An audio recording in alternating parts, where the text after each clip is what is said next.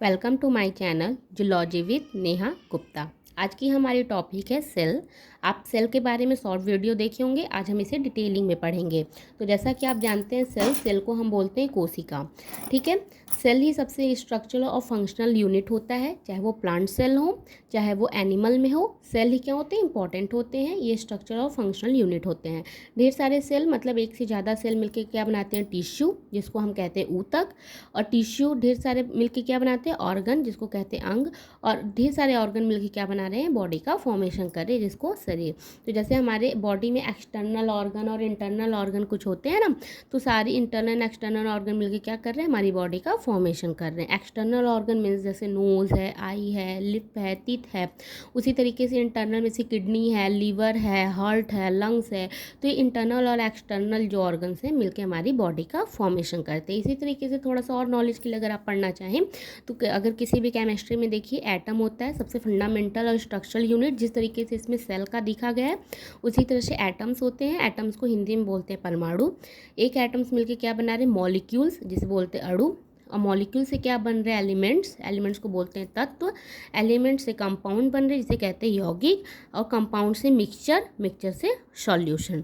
तो जैसे कि एटम आप जानते हैं, एटम मतलब एक एटम, एक परमाणु। जैसे हाइड्रोजन एक परमाणु, उसी तरह से हाइड्रोजन के अगर दो एटम्स मिल जाए तो क्या हो जाते हैं, अणु या मॉलिक्यूल्स बना लेते हैं। एलिमेंट्स तत्व तो आपको पता ही होगा, अभी तक 118 तत्व पाए जा चुके हैं। फिर उसके बाद आता है कंपाउंड जिसे हम यौगिक कहते हैं। और कंपाउंड से फिर हमारा आता है मिक्सचर या मिश्रण, फिर उससे सॉल्यूशन। तो ये हमारा फंडामेंटल होता है, ये नॉलेज के लिए भी है, एक्स्ट्रा थोड़ा सा पढ़ते रहा करें। फिर उसके बाद अब आते हैं हम सेल के बारे में डिटेलिंग डिस्कस करते हैं। सेल, सेल को हम बोलते हैं कोशिका। इसे हम क्या कहें, इसका बायोलॉजिकल नेम इसे साइटो बोलते हैं। अगर हम पढ़ रहे हैं तो इसे हम क्या बोलेंगे, साइटो। ठीक। और इसकी जो कोशिका की अध्ययन की जाती है उसको हम बोलते हैं साइटोलॉजी। मतलब किस ब्रांच में की जाती है, साइटोलॉजी में। ठीक। तो सबसे पहले जो लैटिन भाषा में सेल शब्द का अर्थ होता है एक छोटा कमरा। किसी भी, चाहे वो प्लांट हो चाहे वो एनिमल्स हो, ये क्या होता है, स्ट्रक्चरल और फंक्शनल मतलब आधारभूत संरचनात्मक एवं क्रियात्मक इकाई है। जैसे कि अगर ईंट हैं, ढेर सारे ईंट से क्या बन रहे हैं, कमरे बन रहे हैं, भवन का निर्माण हो रहा है, उस तरीके से ये समझ लीजिए एक ईंट है, एक संरचनात्मक और क्रियात्मक इकाई होती है, चाहे वो प्लांट में हो और चाहे वो एनिमल्स में हो। अब आते हैं इसकी डिस्कवरी के बारे में, डिस्कवरी ऑफ सेल। तो सबसे पहले इसकी डिस्कवरी की थी रॉबर्ट हुक ने इन 1665 में। तो रॉबर्ट हुक ने सर्वप्रथम से रॉबर्ट हुक ने ही खोजा था, और वो भी अपने स्वनिर्मित सूक्ष्मदर्शी के द्वारा। और किस में देखा था ये इन्होंने, कार्क की पतली स्लाइड में। ठीक है। तो सबसे पहले आप देख रहे हैं डिस्कवरी किसने की थी, रॉबर्ट हुक ने 1665 में, और अपनी ही स्वनिर्मित सूक्ष्मदर्शी में कार्किम की पतली स्लाइड में देखा था। ठीक है। और फिर उसके बाद फादर ऑफ सेल किसको कहते हैं, जॉर्ज पैलेडे को। अब इसमें बता रहा है कि सबसे पहले जीवित कोशिका किसने खोजी। ठीक है। Who discover first living cell, तो इन्होंने बताया एंटिनो वॉन ल्यूवेनहॉक ने। एंटिनो वॉन ल्यूवेनहॉक ने 1674 में 1674 में सबसे पहले जीवित कोशिका की खोज की थी। इन्होंने देखा था कि तालाब के जल में स्वतंत्र रूप से जीवित कोशिकाओं का इन्होंने पता लगाया था। अब आते हैं सेल थ्योरी। तो सेल थ्योरी किसने दिया, स्लाइडेन एवं स्वान एंड वर्च्यू ने। तो स्लाइडेन, स्वान और वर्च्यू तीन अलग अलग साइंटिस्ट हैं जिन्होंने अपना अपना सेल थ्योरी दिया। तो सबसे पहले स्लाइडेन के बारे में पढ़ते हैं। स्लाइडेन ने क्या बताया, all plant are made of cell. जितने भी प्लांट हैं सभी वो क्या बने हैं, वो सेल से बने हैं, ढेर सारे सेल्स से। फिर स्वान ने क्या बताया, all animals are made of cell. जितने भी एनिमल्स हैं या जंतु हैं वो सारे सेल से बने हुए। फिर वर्च्यू है, वर्च्यू ने बताया कि cell can only have come from other cells. मतलब कि ये जो सेल हैं वो किसी न किसी प्री एग्जिस्टिंग सेल से ही आ रहे हैं, या उसके पहले जो भी सेल हैं उससे ही आ रहे हैं। तो ये स्लाइडेन, स्वान और वर्च्यू का एक सेल थ्योरी आया। अब देखिए सेल थ्योरी के बारे में पढ़ते हैं। सबसे पहले सेल थ्योरी क्या बता रहा है, पहला इसका, cell is the unit of structure and function of all living things.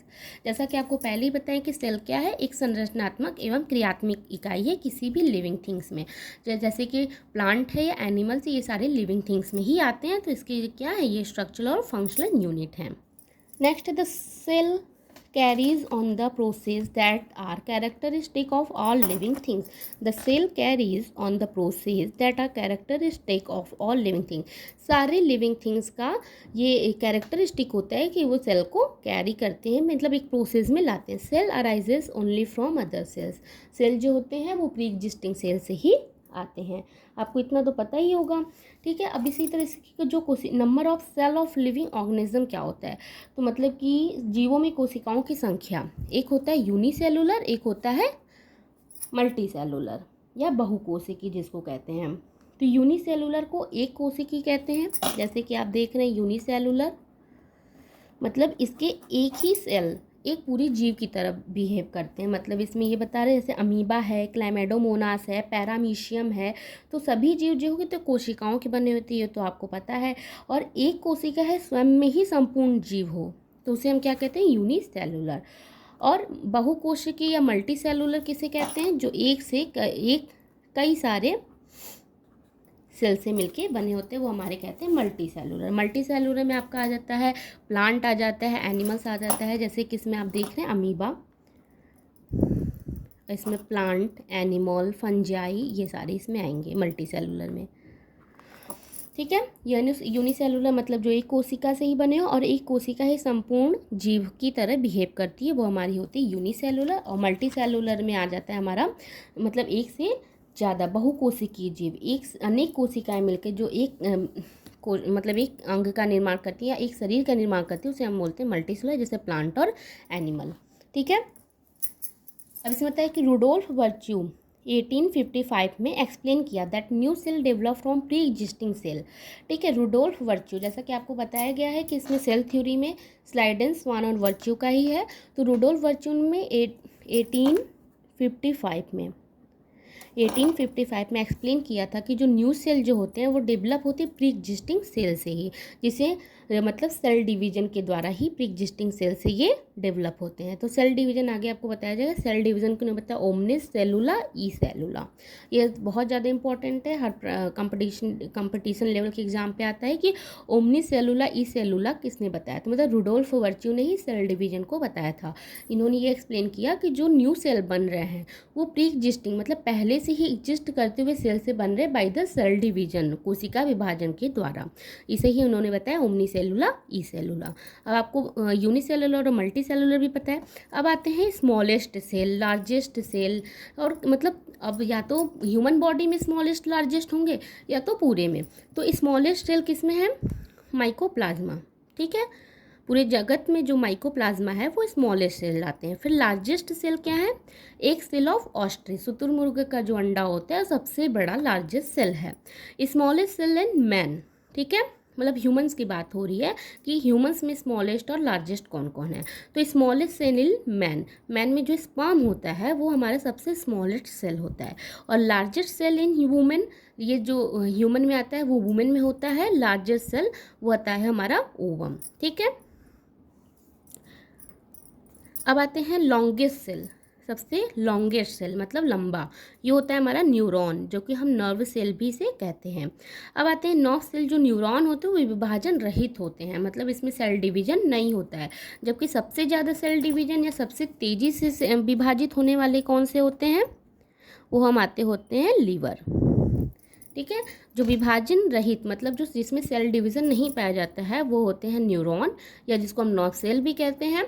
और जो सेल डिवीज़न सबसे तेज होता है, फास्टली सेल डिवाइड करने वाले जो अंग होते हैं वो हमारे होते हैं लीवर. इतना तो आपको समझ में आ गया कि सबसे स्मॉलेस्ट सेल कौन है, लार्जेस्ट सेल कौन है, ह्यूमंस में सबसे स्मॉलेस्ट कौन है, सबसे लार्जेस्ट कौन है और सबसे लॉन्गेस्ट कौन है, कि इसमें सेल डिवीजन सबसे फास्ट होता है.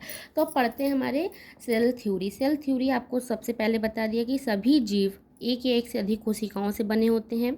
और कोशिका जीवन की संरचना में क्रियात्मक इकाई है, सबसे फंक्शनल और स्ट्रक्चरल यूनिट होता है सेल. और प्रत्येक कोशिका एक पूर्ववत कोशिका से उत्पन्न हुई है by the process of cell division. जैसा कि बताया गया ओमनी सेलुला ई सेलुला मतलब सेल डिवीजन या कोशिका विभाजन को रुडोल्फ वर्च्यू ने ये डिस्क्राइब किया. अब बताते हैं कोशिका के लक्षण क्या होते हैं, कैरेक्टरिस्टिक ऑफ सेल. देखिए जो कैरेक्टरिस्टिक होते हैं कि जो प्रत्येक जीवित कोशिकाओं में जो आधारभूत कार्य करने की क्षमता होती है वो सभी जीवों का एक गुण होता है. ठीक है, जो कि कहाँ से आता है, कोशिका से ही आता है। तो ये इसकी कैरेक्टरिस्टिक है। जीवन के शारीरिक संगठन के आधार पर कोशिकाओं की संख्या भिन्न भिन्न प्रकार की हो सकती है। ठीक है, जो देखिए आज पढ़ते हैं कैरेक्टरिस्टिक। नेक्स्ट है हमारा कैरेक्टरिस्टिक ऑफ सेल्स। तो इसमें बता रहा है कि स्ट्रक्चरल एंड फंक्शनल यूनिट है, पहला तो यही है, स्ट्रक्चरल एंड फंक्शनल यूनिट है ये। अभी बता रहा है कि कुछ कुछ जैसे छोटे जीव में जो कोशिकाओं की संख्या कम होगी, ऑब्वियस सी बात है कि जो छोटे होंगे उनमें तो कोशिकाओं की भी संख्या कम होगी, जबकि बड़े जीव जैसे हाथी है, व्हेल है, शेर है, इनमें कोशिकाओं की संख्या बहुत ज़्यादा होती है। ठीक है, ये डिपेंड होता है कि वो कितने बड़े जीव हैं। तो मानव शरीर में लगभग कितने होते हैं, 10⁴ सेल्स होते हैं। ठीक है, ये ह्यूमंस का बता रहे हैं। ये 10⁴ से लगभग 10⁴ कोशिकाएं होती हैं। इसमें द्विगुणन की क्षमता होती है। द्विगुणन मतलब रिप्लिकेशन या सेल डिवीजन। ठीक है, जिसमें कि हमारी आनुवंशिक सूचनाएं पाई जाती हैं। आनुवंशिक सूचनाएं जैसे कि आप समझ रहे हैं डीएनए, आरएनए, इस तरीके से। कोशिकाएं एक समान रासायनिक संयोजन और उपापचयी क्रियाएं करती हैं और कोशिकाएं स्वतंत्र रूप से अपनी प्रतिकृति कर सकती हैं। जो प्रतिकृति करने का होता है वो हमारे रिप्लिकेशन से होता है। सेल डिवीजन में जब आएंगे तो इसमें माइटोसिस और मियोसिस आता है। ठीक है, तो रिप्लिकेशन मतलब एक जैसे मतलब द्विगुणन की क्षमता या एक जैसे अपने प्रतिकृति बनाने की क्षमता जो होती है वो रिप्लिकेशन में होती है। और जबकि सेल डिवीजन जो कोशिका विभाजन है, इसमें दो तरह से होते हैं, माइटोसिस और मियोसिस। एक में जो होता है वो 2n हो जाता है और एक में जो संख्या होती है n होती है। इसको हम डिटेलिंग से पढ़ेंगे। तो ये हमारे कैरेक्टरिस्टिक होते हैं सेल के। ये स्ट्रक्चर और फंक्शनल यूनिट होता है और जीवों की शारीरिक संगठन के आधार पर कोशिकाओं की संख्या और प्रकार निर्धारित होती है। जैसे कुछ में उनकी आकार नुकीले टाइप की होती है सेल्स की, किसी में स्पाइंडल शेप होता है, इस तरीके से अलग अलग होते हैं सब में। और जो बड़े जीव हैं तो उसमें सेल्स की संख्या भी ज़्यादा पाई जाएगी और छोटे जीव में सबसे कम पाई जाएगी। जैसे कि आपको बताया गया था कि यूनिसेलुलर और मल्टी सेलुलर आगे पढ़ाया गया है। तो उस तरीके से आपको इसमें जो मानव शरीर में लगभग 10⁴ सेल पाई जाती हैं। तो ये हमारा पूरा कैरेक्टरिस्टिक ऑफ सेल हुआ। अब इसके अब सेल स्ट्रक्चर के बारे में पढ़ने के लिए आप हमारी वीडियो अच्छी लगे तो उसे लाइक कीजिए और नेक्स्ट वीडियो बनाने के लिए हमें टॉपिक भी सेंड करिए, हम उस पर वीडियो बनाएंगे। Thank you.